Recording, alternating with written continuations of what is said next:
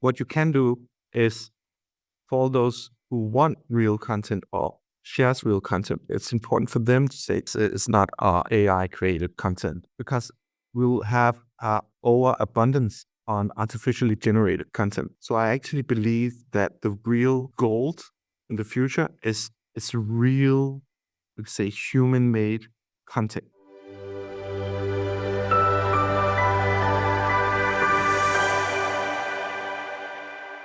So, Thomas, for those who don't know yourself and Sasha, could you share a bit about your career journey and tell us a little bit about Sasha and how it all fits together?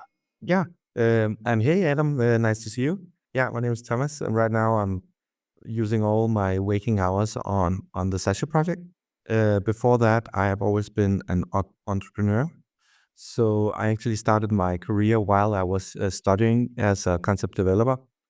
Started with a solution for hospitals, where I used a lot of time on trying to get some good solutions for nurses. I consolidated it. I have it as a passive now, but I wanted to be able to work with something where the tempo would be much higher. Did something under Corona for the biggest festival in Northern Europe, at least, Roskilde Festival. So you could have your performance in your own living room because all the festivals was closed down. That was really funny.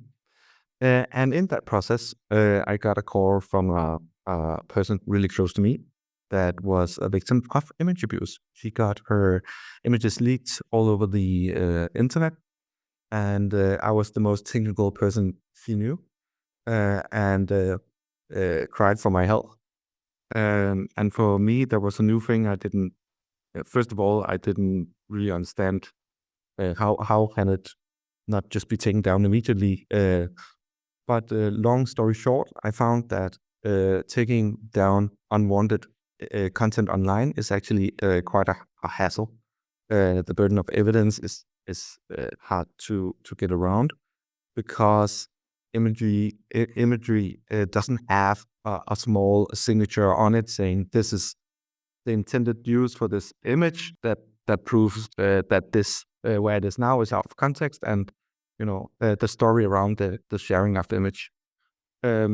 And because people online can hide behind different identities, um, the problem of proving that a fake identity is actually originates from this person when there is no information in the leaked material is a really hard case to make. So you need a lot of indirect evidence, and this is also why we see a big problem in actually doing something about it, is because the amount of energy per case doesn't add up to how our system is built. I found that not only was my close relative a victim, but she was definitely not the only one, because my initial go-to was this problem must be solved, or must have been solved. So I started this journey on research for almost a year, and the only thing I could find is how big the problem was. 2.5 billion images are being shared wrongfully every day, like insane numbers. Around 100 million are victims of it. You could say 1 of 3 Europeans are victims of image abuse. 1 out of 4, I think, U.S. citizens are victims of image abuse. It's like an insane problem, and that's not taking all the companies that get their content stolen or misused into account. So, to say, long story short, if you could solve content abuse, you would solve a really, really big problem. So why are people not behaving nicely? Because we don't see that culture in the real world. We don't see people walking around stealing images saying, hey, this guy is a jerk, or this is my product. We don't see that behavior, and we don't see it because there is a consequence for that behavior in the real world. You'll get arrested or get fined, and that's why we don't see it. But online, there is this wild west where you could say we are close to an absolute zero in consequence of bad behavior. And that really interested me. Like, how can it be it's not just 20%, but like 0% consequence? And what I found was this nice analogy where I imagine we are out eating dinner in the evening, and we are going home, and we are walking, coming towards this little street with a street light, and it's red. There are no people there. It's the middle of the night. No one inside. Do we walk the red light? We would probably do, because there are no consequence of doing so, and it actually also feels a bit stupid not to just go over and stand there and wait for nothing. But if there is a cop car, or you could say a kid where you want to be a good citizen and show how you should act, we will patiently stand and wait for 10 seconds to then walk the green light. So my finding was, if we could just create, you could say, the minimum of a consequence, then we should be able to create the same, you could say, way of behaving in the real world online. You could say the recommendation on what a solution should look like was pretty obvious. We should be able to document what the intent was with the sharing to another person. If it's my content, I should be able to document it's mine. I should be able to document who I sent it to, and I should be able to document the intent of that, you could say, share. And that is actually what Sasha does in a nutshell. But to be able to do this, we use, you could say, the techniques we wanted to use needed to be absolutely private, because the value proposition cannot be reliant on us receiving every image you want to protect, because then we are the weak link, and then people need to trust us with the most secret content, which is not a good option in our opinion. So our technology should be able to run on edge without us ever be able to look into it. So no matter how good it was, it should be on edge. That's the short answer. And fast forwarding 4 years till now, we believe we have created such a technology where we can embed our digital signature, sharing signature, into an image. It can survive manipulations such as drawing, filter, blur, screenshot, and you could say a lot of other manipulations. We also, in our beta right now for the next engine coming out, see progress on being able to survive images being taken physically by another phone off our image and still survive, which is amazing in our opinion. We also have results on it surviving a printed image. So image that is digitally protected, then printed, then taken a physical picture of the printed image, and it also finds out that we can also read our technology signature in it. So we can say we now have built a golden app. We know the technology works. We know it works at scale because the calculation power is given to our users. They do it on their own device or servers or whatever they want to do. And that's also what makes this a good business case. We don't have to have a giant infrastructure setup to be able to do this at scale, because it's done by the individual, because it needs to be private. So in short, Sasha puts a signature into an image. And what it is, it's a sequence of numbers, you could say. And then we have a database where we store the relations associated with that number. So if if it's a media company using it, we'll be able to say, we are the owner of this content. This content was shared either privately or publicly. And the conditions we want to have respected around the sharing is this and this and this. That knowledge can be open for everyone to see, or it can be held privately for that organization only. And that's again because we want to achieve absolute privacy. You could say a lot of people, they want to share content before it releases. So it should be able to have that state. And then after that, we can actually just update the state without having all the images back. And then it can have the new rules around let's say, the sharing. So we believe that we fundamentally are trying to give, let's say, create a consequence by being able to document the surroundings of a sharing, so we can use the law and the rules we already have on content and image protection that every citizen company in Europe or the US have at this moment. That's interesting. And also, you've managed to answer my first two questions in that as well, which is great. But it's great. It's really fascinating. So in some ways, it's not necessarily just about actually privacy, is it? I mean, what we could be talking about here is content provenance, that we can actually prove, for instance, if a news organization goes out and shoots a story in a war zone, we can actually tie that to that news organization, and it's immutable, right? It can never, ever, ever not be tied to that news organization. Yeah. So we have to be honest. What we do know is the second we come out with this technology for the public, I think there will be 1% of the internet that will hate us for being able to do this, and will start a big battle on trying to hack our technology.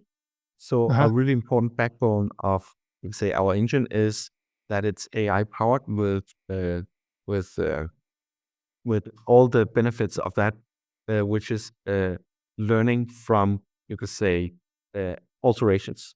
So what Hmm. we believe is also our future edge is when someone hacks our technology, and we can train on it, and we can update our engine, and thereby you could say the hackers will actually deliver the training data for us to increase our strength.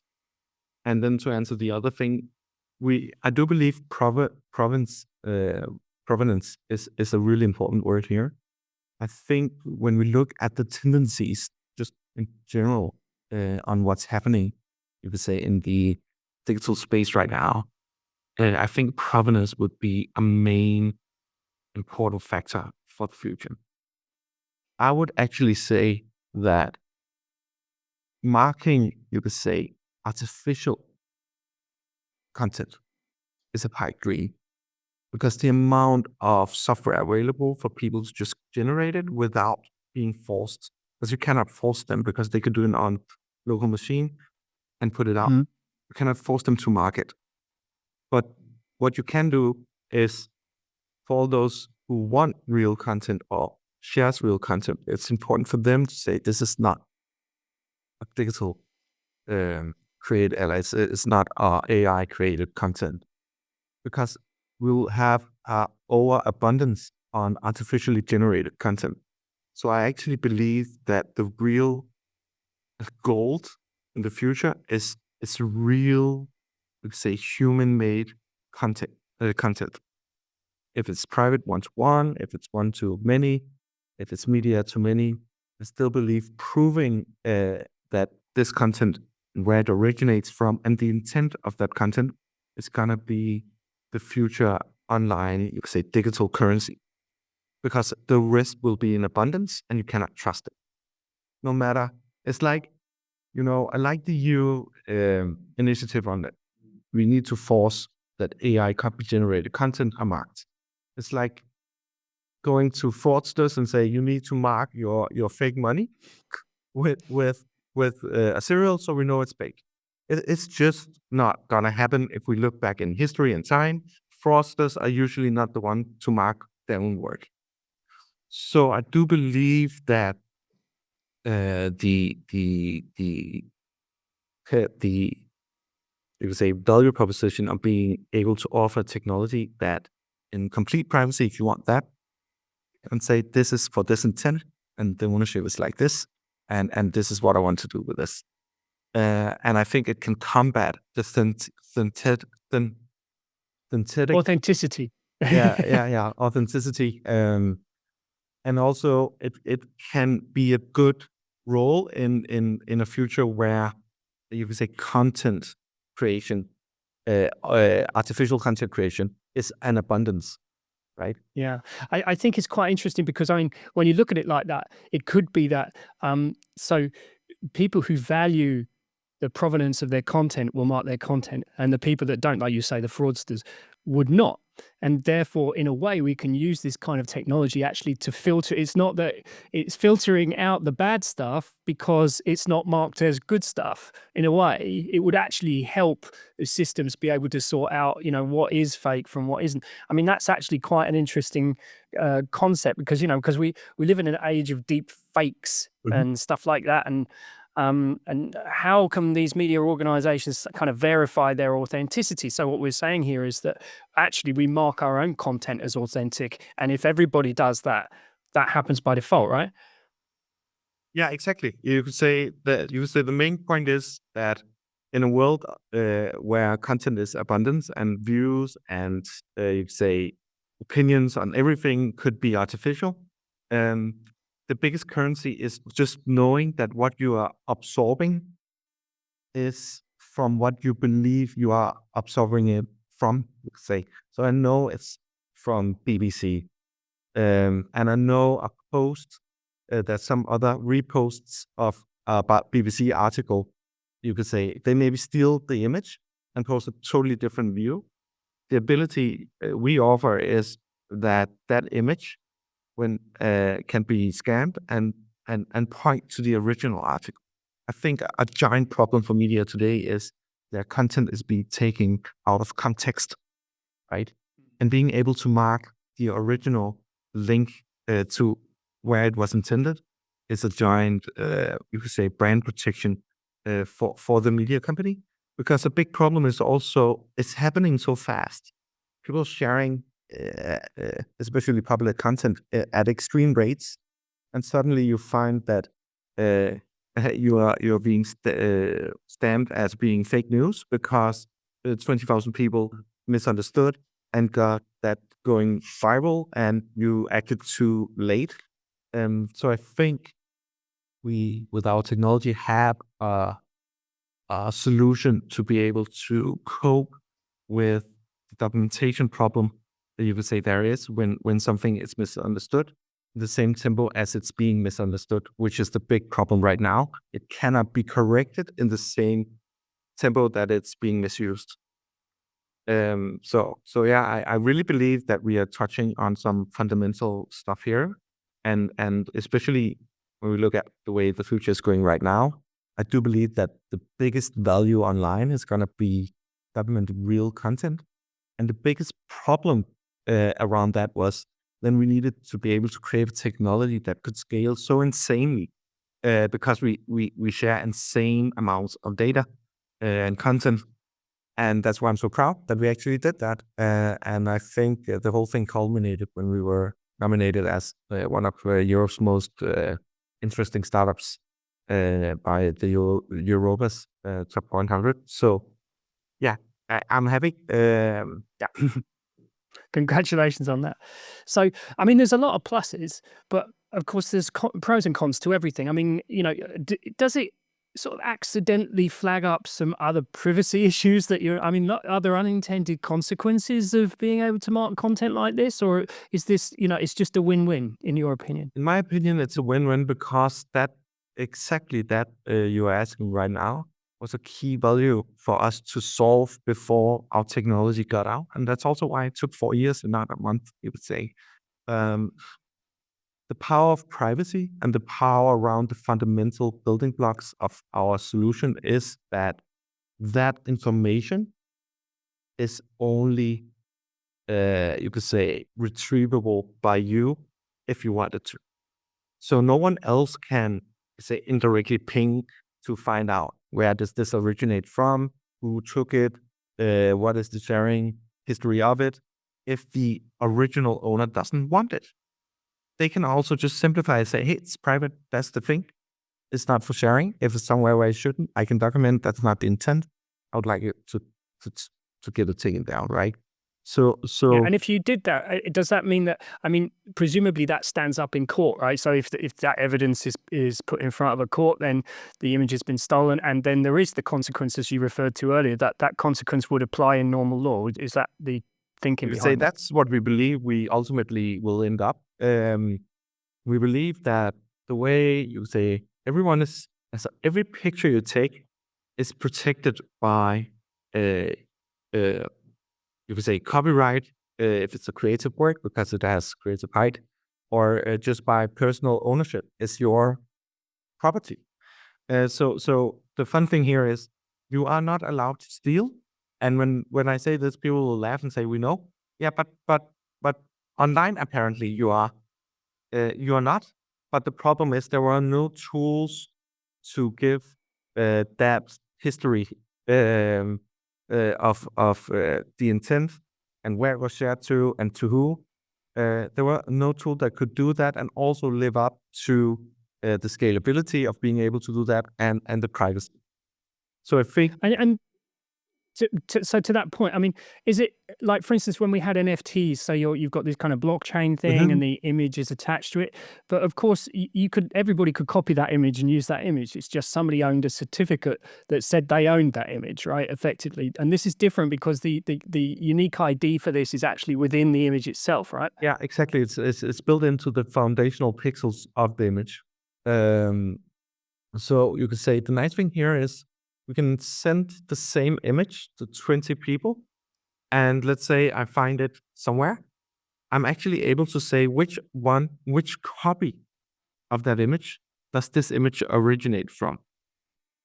That's insane. Yeah, How do you do that? you don't sleep for 4 years, and then you have an amazing okay. So I think one of the things I'm actually most proud of is we have a good mission, right? We want to create we want to stop image abuse.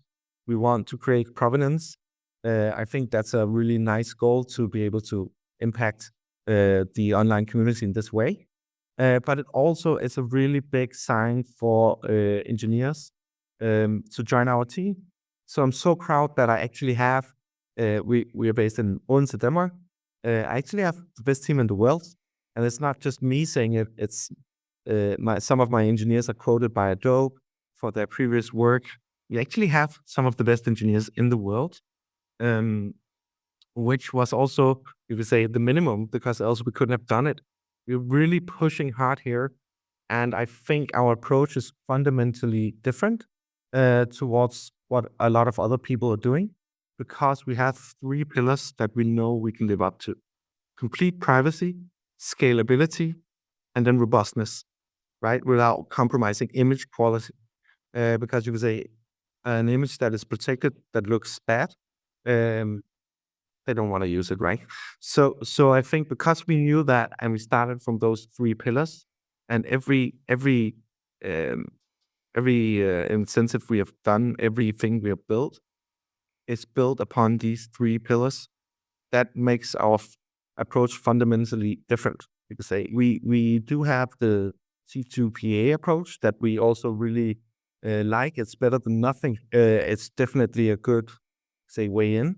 What what we believe that is lacking is scalability and privacy and robustness, to be honest, as well. Um, and is it better than nothing? Definitely more of it. And if you ask me to, do we support it? Definitely, we support every good initiative towards ending this insane problem. Um, I get so provoked by the problem because it's like, look, how long would you have to go back in society to find a society where the group of people couldn't agree on a common way to behave? Like you need to go 10,000 years back or before, right? Yeah. If you say, was it perfect back then? No, but there was a king, and he said, yeah, you cannot just walk around and kill people of our own kind. That's not allowed, right? You cannot be a jerk. And then we evolved and got more refined. But it's like the internet just, in the name of freedom, jumped that step. And I'm not blaming the internet because the internet was a nice place. People were nice. But what happens when everything becomes a common good is that all the bad actors can't come. Where people are, people go. And then you also get all the bad actors. And I think what I'm really missing in a lot of the discussions here is like, we talk about tech giants that has a responsibility. I believe they do, and I believe they should do more. But we have to remember it's not Mark Zuckerberg leaking your image or telling you that you're an idiot or misbehaving. It's bad actors. It's people locking in with an agenda to do bad stuff, right? So it's people who are the problem, because you could say no matter what, if no people posted anything, there wasn't any content. You could say that's good, then there's no bad content. But I think the benefits we see of social media, the pros are also really big, right? And I think we forget where you could say who the back actors are, and then we also forget that moderating 3 billion people, or 100,000 people within your own ecosystem is a giant task. And you could say common for the Western world, at least, is we don't want a society where government or you could say big voices dictate how you should talk. But we want our rights, human rights, respected, right? We have this amazing discussion on free speech, and where that border is. But we also, you could say, solved it in the real world, saying, hey, you can say whatever you want, but if there are some core rules at least, and if you don't abide by them, you will go to court. And I think we in Europe at least are not understanding quite enough that solving everything from a moderation standpoint will actually only lead to maybe a dictatorship of opinions on what's allowed to be said or not, because we have defined what's allowed to be said. So I believe that technologies like Sasha and being able to contextualize what was the intent with this, and for those who want to also be transparent with that, can be it. And I think that's the way to do it. And it's interesting, the free speech argument, because you can't go into a cinema and shout fire. No, you can't. That's not allowed. So the internet doesn't follow those rules. But I mean, it's quite interesting. I mean, looking ahead, I mean, how do you see this evolving? I mean, because in some ways, from my perspective, it's an interesting thing that maybe is it possible to make it like AirTag for your images? So you can see a list of where all your images have been, who is using them, so that you can actually create that kind of list that you could give to the police. It strikes me that people like photographers, videographers, people shooting stuff who are making a living out of stuff, for the stock photography stuff, can actually also find their stuff. Because I know that certainly online with things like image search, for instance, is just exposing all of these people's work, and it's just getting ripped off, and then it's up-resed in AI and it's printed. So, I mean, I like that idea of like AirTag for the images. Is that something you see going forward? Also, just because I'm talking too much, Yeah, that's fine. like Word documents, PDF documents, all kinds of things like that. Is it possible with those two, or is it only images? Yeah. AirTags and documents. That's the question. I think so the awesome thing about building this technology is we see the way our technology can be used in so many areas, right? It's crazy. So one of our biggest headaches, or my biggest headache, is I want it everywhere, right? It should be able to everyone. But that's also why our strategy is to be able to offer it as an API and as SDK, so people can take it and use it in their safe in a way.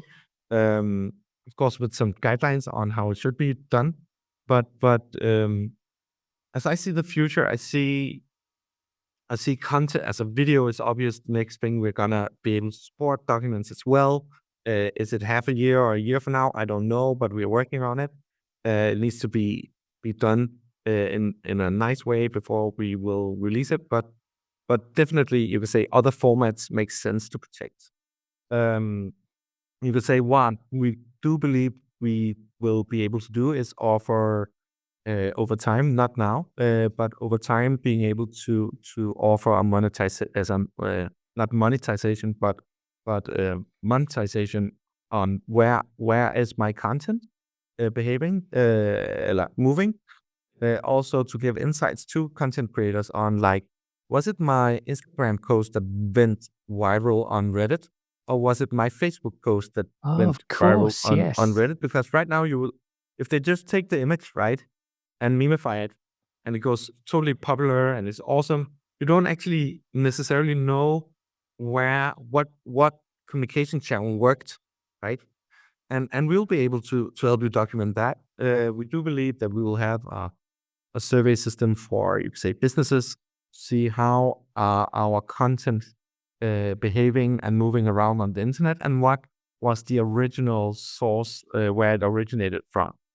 Because So you're almost creating metrics for an image based on only the image, but it can create metrics of where it's traveled and the in its copy of journey. the image, you could say, because what's really Yeah. important here is the copy of that image. You could say that's really unique because detecting an image then with no copy built in is harder.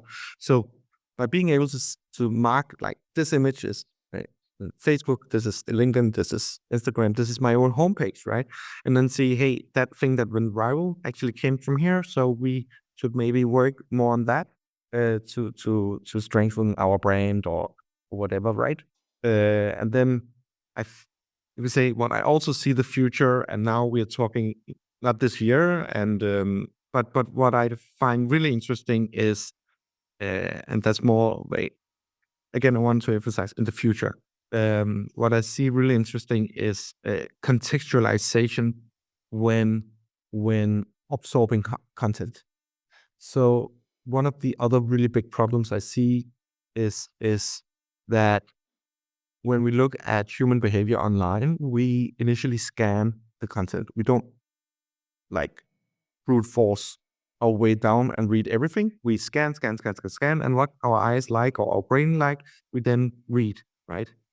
And what I really see as a big problem in the future is fake news, or you could say wrongful absorption of content, where you could say either you read it too fast or you miscalculated what the intent was behind it, or you didn't have time, or you are human and humans tend to like content more that agrees with their views than content that doesn't agree with their views.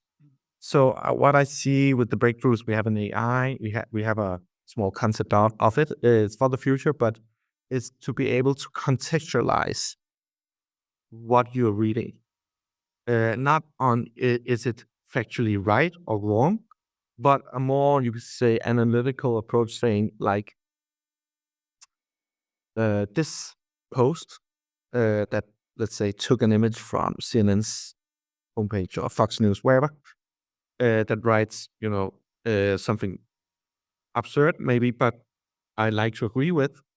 Have an AI to look at that, and if the post references, like as I read on in this article from CNN, they say that I don't know, the Earth is flat, right? And nobody nobody. If you like that person and you believe that person, you will just absorb it and say, hey, that's probably right.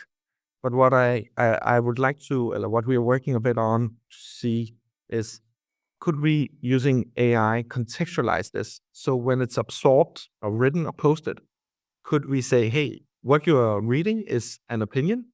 The sources are that the post is referring to are saying the opposite of what he's claiming the sources are saying.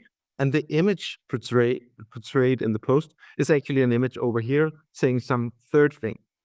So just so you know, it's probably misleading. It's up to you to decide. But we do believe that being able to automate context is really important for the original author and content creator to be able to you could say, communicate as the content walks across the internet. It's a bit more than just the provenance of the content, really. It's actually the as you say, the context and everything around that piece of content Yeah, actually travels with it. yeah, because Yeah. I believe that the world is getting really polarized.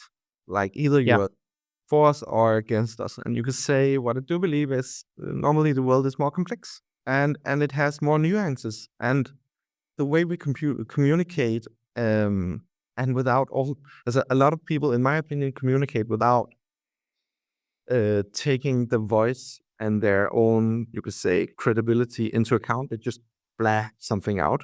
And I think the consumption of that data is being misconsumptionized. I don't know the English word for it, but it's being taken Misconstrued. in the without context. And I think context is so important because people are not stupid. They're just not stupid. I don't believe it. But we are consuming content so fast that if we don't have tools to help us contextualize what we are consuming, then I believe we get more polarized, and we also have a harder time on finding core root for whatever is stated.